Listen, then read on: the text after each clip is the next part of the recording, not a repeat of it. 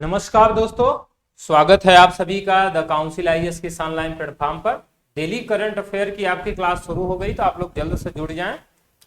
और यह class daily current affair की एमआईक्यू है, यानी मोस्ट इंपॉर्टेंट क्वेश्चन की सीरीज चल रही है, जो यूपीएससी, यूपीपीसीएस और अदर स्टेट पीसीएस के साथ साथ अन्य प्रतियोगी परीक्षाओं के लिए भी इंपॉर्टेंट है। तो आप लोग जल्द से जुड़ जाएं और प्लीज इस क्लास को आप शेयर भी कर दें ताकि अन्य लोग भी इससे जुड़ जाएं। बहुत ही इंपॉर्टेंट क्वेश्चन की सीरीज चल रही है आपके लिए, और इनमें हम उन्हीं चीजों को लेकर के आ रहे हैं जो बहुत बेहद ही महत्वपूर्ण है। उन तथ्यों की ओर नहीं जा रहे हैं जहां से क्वेश्चन नहीं आते, बल्कि वही लेकर के हम आपके सामने आ रहे हैं जहां से अधिक क्वेश्चन बन सकते हैं। तो क्लास को शुरू करते हैं, आप लोग जल्द से जुड़ जाएं। और टेलीग्राम चैनल जो हमारा द काउंसिल सिविल सर्विसेज के नाम से है, उस पर आप जा करके इसका पीडीएफ भी प्राप्त कर सकते हैं डेली करंट अफेयर की। और आपके लिए सूचना दे दूं, हमारे यहाँ ऑफलाइन बैचेज स्टार्ट हो गए हैं। जो लोग भी यूपीएससी या यूपीपीसीएस की तैयारी कर रहे हैं या करना चाह रहे हैं, जो बेहतर ढंग से अपने लक्ष्य को प्राप्त करना चाहते हैं, जो जल्द अपनी सफलता को अर्जित करना चाहते हैं, वो लोग हमारे यहाँ ऑफलाइन बैच में एडमिशन ले सकते हैं और अपने लक्ष्य को सार्थक कर सकते हैं। आपको जानकारी होगी, जो भी बहुत सारे आपको देखेंगे यूपीएससी या यूपीपीसीएस में सफल हुए लोग हैं, वो काउंसिल परिवार से जुड़े हुए हैं। और एक पुरानी संस्थान हमारी रही है यहाँ पर, और काफ़ी सैकड़ों अधिकारियों को दी है। इसका इतिहास बताता है आपको। तो आपको भी सफलता के मार्ग पर ले जाने के लिए हम लोग एक बार ऑनलाइन तो उतर ही चुके हैं, ऑफलाइन पहले से ही हमारे यहाँ संस्था चल ही रही है, तो आप लोग आकर के एडमिशन ले सकते हैं। तो डेली करंट अफेयर की एमआईक्यू क्वेश्चन सीरीज का आज का पहला क्वेश्चन आपकी स्क्रीन पर दिख रहा है।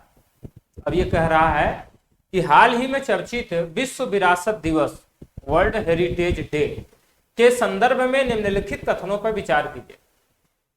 वर्ल्ड हेरिटेज डे के संदर्भ में बात चल रही है, और पहला कथन है कि हर साल 18 अप्रैल को यह दिवस मनाया जाता है।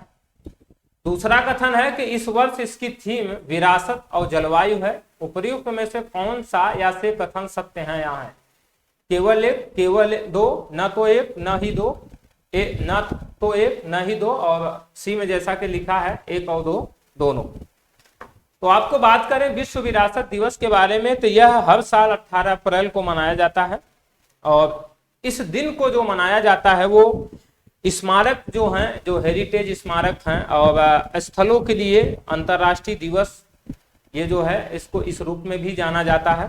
और इस दिन विरासत के महत्व के बारे में जागरूकता पैदा करने के लिए विश्व विरासत दिवस मनाया जाता है। ये आपको ध्यान रखना है। और इस वर्ष जो है 2022 में जो विश्व विरासत दिवस मनाया गया, इस वर्ष इसकी थीम विरासत और जलवायु। अगर बात करें विश्व विरासत दिवस की, जो ये 18 अप्रैल को मनाया जा रहा है, सर्वप्रथम आप देखेंगे 1982 में international council of mountain and sites ने, इन्होंने विश्व विरासत दिवस मनाने के लिए घोषणा किया था। और ये मतलब घोषणा क्या, एक तरह से कहें कि विचार उन्होंने दिया था।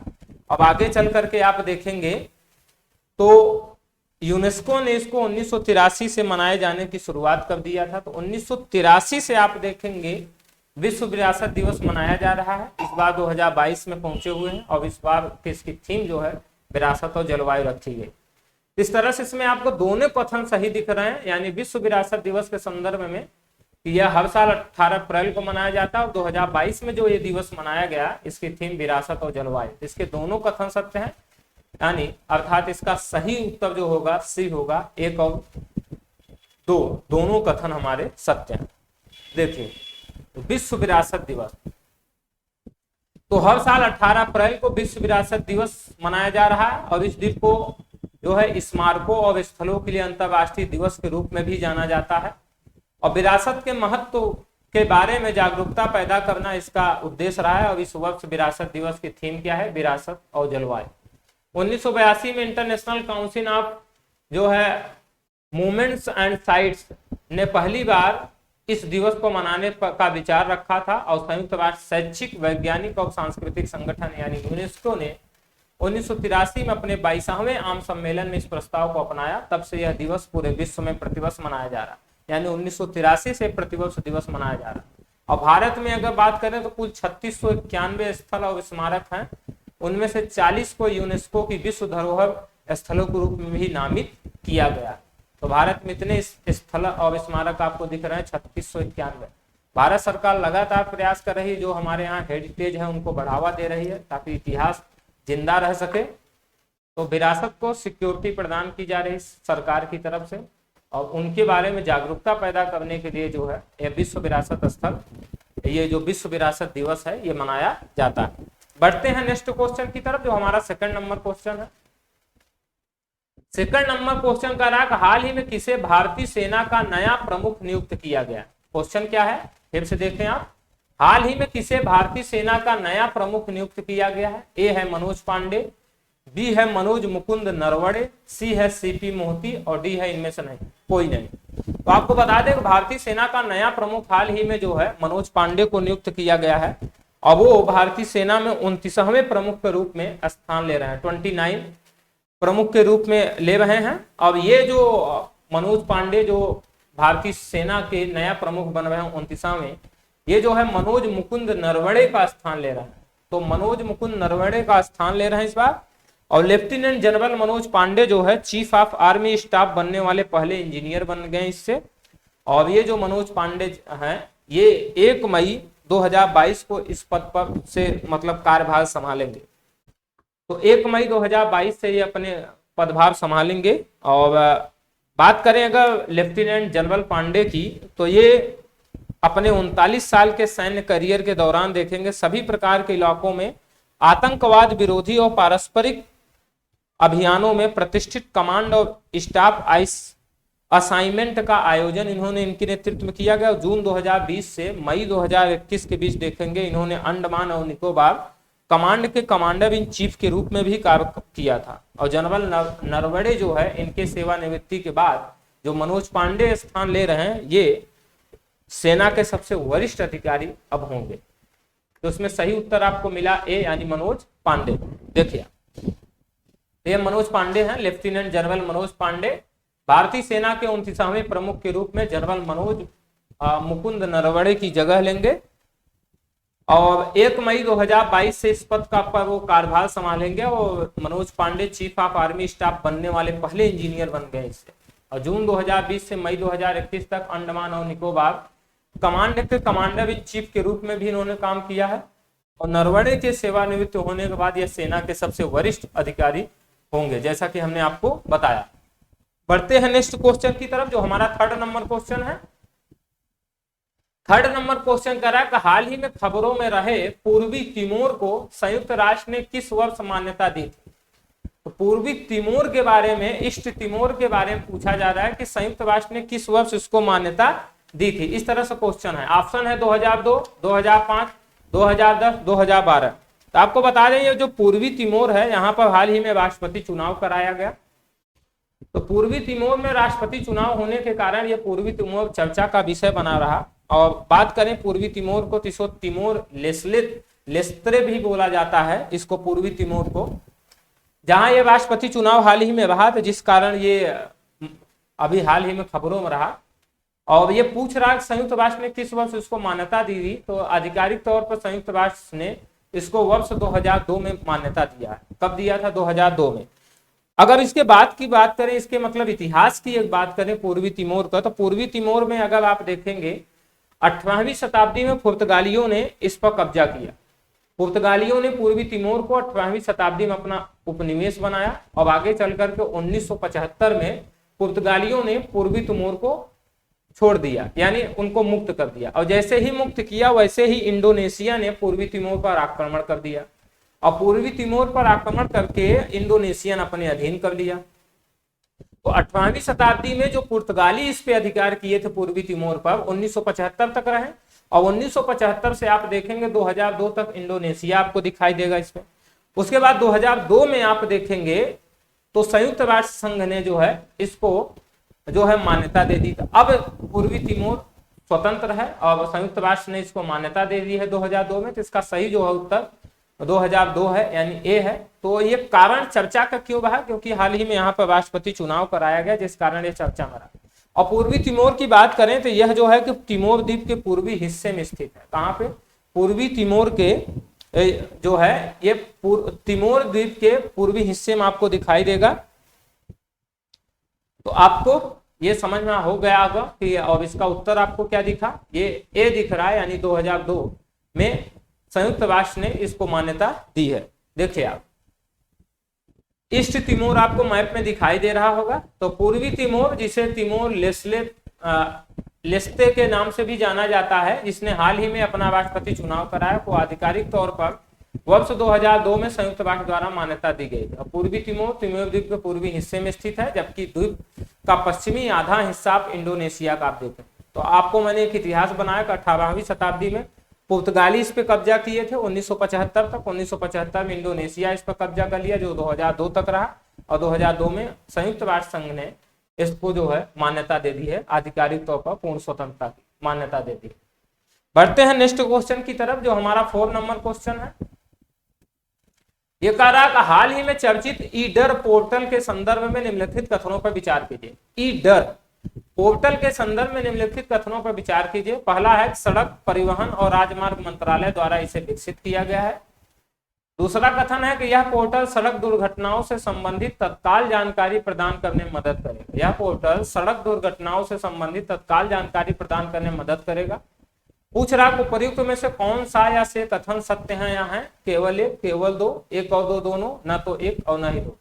तो ईडर पोर्टल के बारे में क्वेश्चन पूछ रहा है और इसके संदर्भ में कौन सा कथन सत्य है ऐसा पूछ रहा है। तो आपको बता दें सड़क परिवहन और राजमार्ग मंत्रालय ने हाल ही में जो है विभिन्न बीमा कंपनियों से परामर्श लेकर के ईडर पोर्टल को विकसित किया है।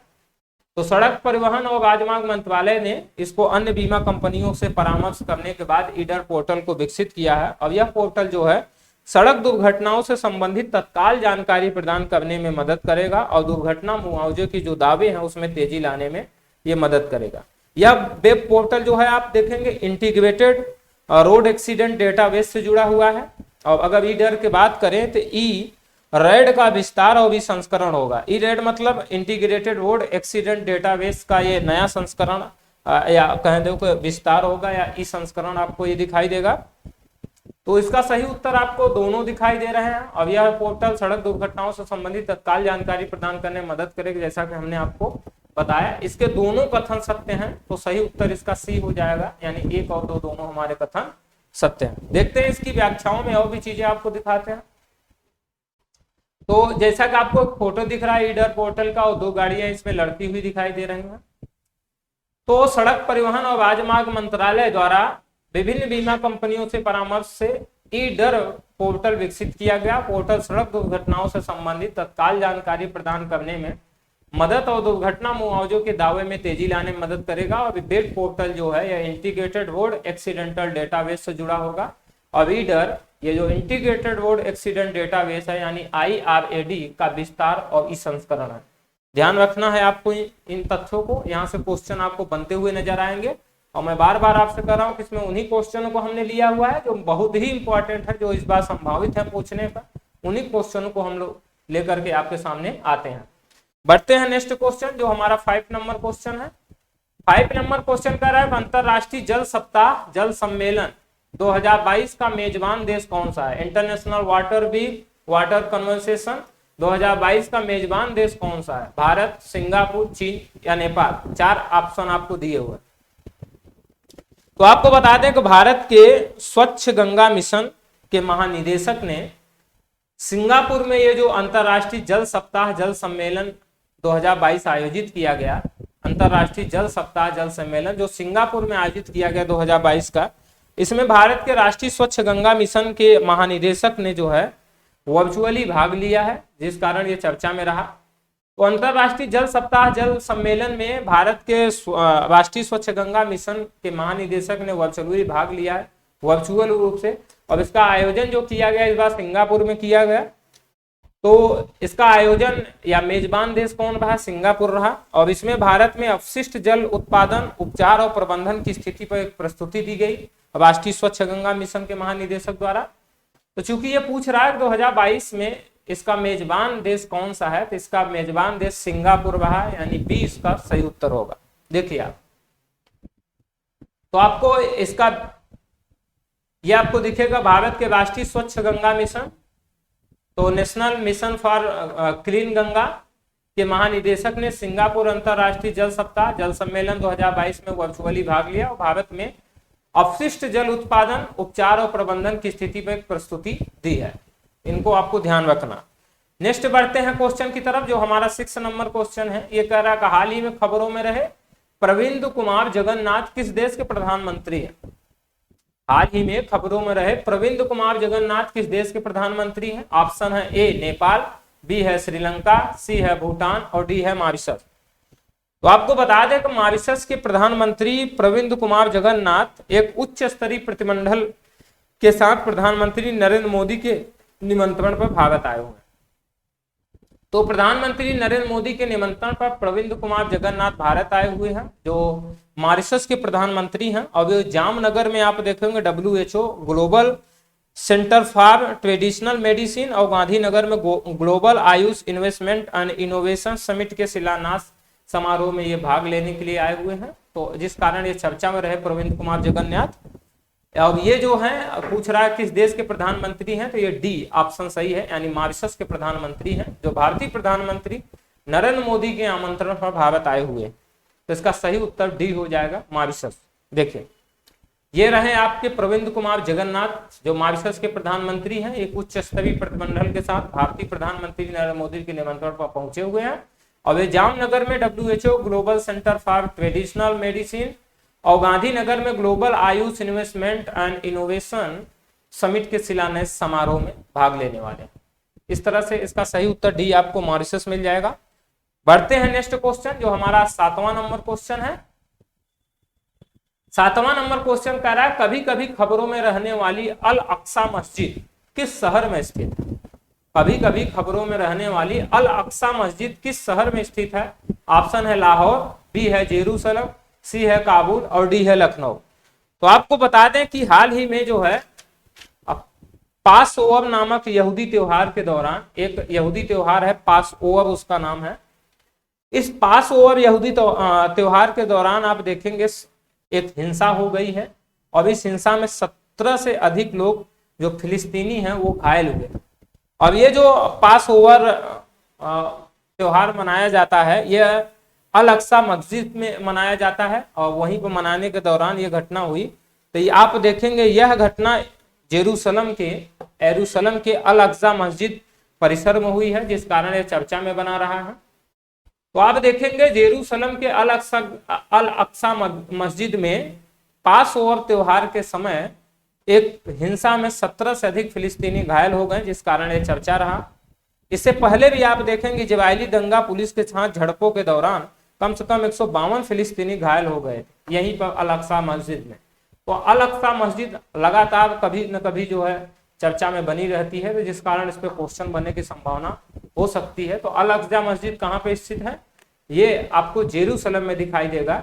एरूसलम भी आपको नाम मिलता है, तो आप उसमें कंफ्यूज न होइएगा। इसका सही उत्तर हो जाएगा बी, यानी जेरूसलम। बढ़ते हैं, इसमें देखते हैं कि यह मस्जिद आपको अल अक्सा मस्जिद दिखाई देगी। तो पास ओवर नामक यहूदी त्योहार के दौरान हुई हिंसा में 17 से अधिक फिलिस्तीनी घायल हुए हैं और यह घटना यरूशलेम के अल अक्सा मस्जिद परिसर में हुई। इससे पहले इजरायली दंगा पुलिस के साथ सड़कों के दौरान कम से कम 152 फिलिस्तीनी घायल भी हुए थे। तो बढ़ते हैं नेक्स्ट क्वेश्चन की तरफ, जो हमारा 8वां नंबर क्वेश्चन है। हाल ही में खबरों में रहा मगर किस प्रजाति का नाम है? हाल ही में खबरों में रहा मगर किस प्रजाति का नाम है? ए है मगरमच्छ, बी है शेर, सी है सर्प, डी है छिपकली। जैसा कि मगर को देख करके आपको समझ में आ गया कि उसका उत्तर क्या है। तो आप देखेंगे मगर, या इसको दलदली मगरमच्छ भी बोलता है, यह मीठे पानी का मगरमच्छ है। तो यह मगरमच्छ की एक प्रजाति है मगर, और ये पूरे दक्षिण एशिया और दक्षिण पूर्वी ईरान में पाए जाते हैं ये मगर। और भारत में आप देखेंगे ये मध्य गंगा बेसिन और चंबल बेसिन में अधिक पाए जाते हैं। और राजस्थान के जवाई बांध में 350 से अधिक मगरमच्छ मार्च और अप्रैल के ये जो महीनों में अत्यधिक जो गर्मी शुरू हुई है, इसके कारण जीवित रहने के लिए संघर्ष कर रहे हैं, जिस कारण ये चर्चा में विषय बने। तो इसका सही उत्तर जो हो जाएगा ये हो जाएगा ए, यानी मगरमच्छ। देखते हैं इनके बारे में। और देखिए आपको ये मगरमच्छ दिख रहे हैं, मगर या दलदली मगरमच्छ मीठे पानी के मगरमच्छ हैं, या पूरे दक्षिण एशिया और दक्षिण पूर्वी ईरान में पाए जाते हैं। और भारत में वे मध्य गंगा बेसिन और चंबल बेसिन में अधिक पाए जाते हैं। और राजस्थान के जवाईबाद में आप देखेंगे 350 से अधिक मगरमच्छ मार्च और अप्रैल के महीने में अत्यधिक और शुरुआती गर्मी के कारण जीवित रहने के लिए संघर्ष कर रहा है, जिस कारण ये चर्चा का विषय बने। और भारतीय रेलवे पश्चिमी राजस्थान में पानी पहुंचा रहा है। जवाई नदी लूनी नदी की एक सहायक नदी है, जहां पानी सूख गया है, जिस कारण वहां पानी पहुंचाया जा रहा है ताकि मगरमच्छों को रहने में किसी प्रकार की मतलब दिक्कत न हो। और चूंकि गर्मियां तेज बढ़ गई है, जिस कारण ये लगातार संघर्ष कर रहे हैं अपने जीवित रहने के लिए, ये एक चर्चा का विषय बने हुए। नेक्स्ट क्वेश्चन हमारा 9 नंबर है। हाल ही में खबरों में रहा WHO global centre for traditional medicine यानी GCTM कहाँ स्थित है, पूछ रहा है। ऑप्शन है कानपुर, हैदराबाद, जामनगर, पुणे। तो आपको अभी प्रविंद कुमार जगन्नाथ की चर्चा करते हुए हमने आपको बताया कि ये मॉरिशस के प्रधानमंत्री जो अभी आए हुए हैं, और हमने बताया कि आपको जामनगर में WHO global centre for traditional medicine के उद्घाटन में शिलान्यास में भाग लेने वाले हैं। तो ये चूंकि पूछ रहा है WHO global centre for traditional medicine कहाँ स्थित है, तो ये जामनगर में स्थित है। आपको ध्यान रखना है, ये जामनगर में स्थित है। तो इसके बारे में सही उत्तर जो हो जाएगा इसका सी हो जाएगा, जामनगर। देखिए आप इसमें प्रधानमंत्री नरेंद्र मोदी ने गुजरात के जामनगर में WHO global centre for traditional medicine की आधारशिला रखी है। और कार्यक्रम में मॉरिशस के प्रधानमंत्री प्रविंद जगन्नाथ, डॉक्टर टेड्रोस चैम्ब्रेसन जो महानिदेशक है WHO का, ये लोग भाग ले रहे हैं इसमें। और केंद्र का लक्ष्य है इसमें प्रौद्योगिकी का उपयोग करके पारंपरिक ज्ञान प्रणाली का डेटाबेस बनाना और पारंपरिक जो दवाएं हैं उनके परीक्षण और प्रमाणन के लिए अंतरराष्ट्रीय मानकों का निर्माण करना। इसलिए यहाँ पर WHO global centre for traditional medicine की आधारशिला गुजरात के जामनगर में रखी गई। बढ़ते हैं नेक्स्ट क्वेश्चन की तरफ, जो हमारा 10वां नंबर क्वेश्चन है। यह कह रहा है हाल ही में खबरों में रही सामिया सुलूह हसन किस देश की पहली महिला राष्ट्रपति हैं। तो हाल ही में खबरों में रही सामिया सुलूह हसन किस देश की पहली महिला राष्ट्रपति हैं। ऑप्शन है उज्बेकिस्तान, तुर्कमेनिस्तान, क्यूबा या तंजानिया। तो आपको बता दें कि ये जो सामिया सुलूह हसन है, ये जो है तंजानिया की पहली महिला राष्ट्रपति हैं। तो इसका सही उत्तर आपको डी दिख जाएगा। और बात करते हैं अगर सामिया सुलूह हसन तंजानिया की, तो ये जो है हमने आपको बताया तंजानिया की पहली राष्ट्रपति हैं। और यह पूर्वी अफ्रीकी क्षेत्र का सबसे बड़ा देश है तंजानिया। और किलिमंजारो राष्ट्रीय उद्यान के लिए जाना जाता है। वह वर्तमान में अफ्रीका में सरकार की एक पात्र प्रमुख महिला है। तो ये चर्चा का विषय बना था, जिस कारण इस पे संभावित है क्वेश्चन पूछे जा सकते हैं। इसका सही उत्तर हो जाएगा डी यानी तंजानिया। देखिए सामिया सुलूह हसन ये जो है कि तंजानिया की पहली महिला राष्ट्रपति हैं। और पूर्वी अफ्रीकी क्षेत्र का सबसे बड़ा देश ये तंजानिया है। और किलिमंजारो राष्ट्रीय उद्यान के लिए जाना जाता है। यह वर्तमान में अफ्रीका में सरकार की एकमात्र महिला प्रमुख आपको दिखाई दे। इस तरह के आज के क्लास रहे हमारे 10 क्वेश्चन, और आप लगातार इसमें बने रहिए। प्लीज वीडियो को शेयर भी कर दें ताकि अन्य लोग भी इसमें जुड़ सकेंगे और इसको देख सकेंगे, इसका फायदा ले सकेंगे। तो मिलते हैं नेक्स्ट क्लास में। Thank you.